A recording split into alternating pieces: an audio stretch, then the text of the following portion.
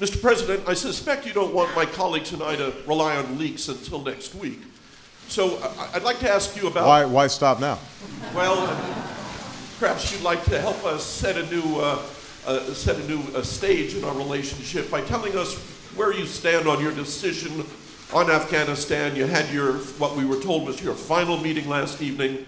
Can you tell us how many more troops you'll be sending to Afghanistan, how you'll be paying for them, and whether you'll be announcing a timetable or exit strategy for them?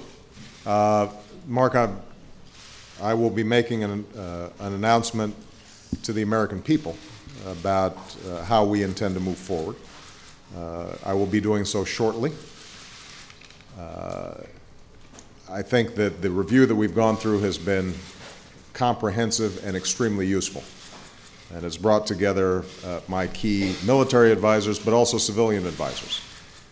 I can tell you, as I've said before, that it is in our strategic interest, in our national security interest, to make sure that al-Qaeda and its extremist allies cannot operate effectively in those areas. We are going to dismantle and degrade their capabilities and ultimately dismantle and destroy their networks. And Afghanistan's stability is important to that process.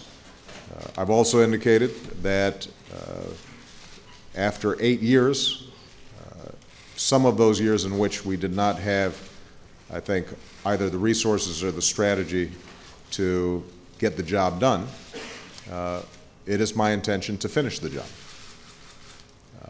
And I feel very confident that when the American people hear a clear rationale for what we're doing there and how we intend to achieve our goals, that they will be supportive.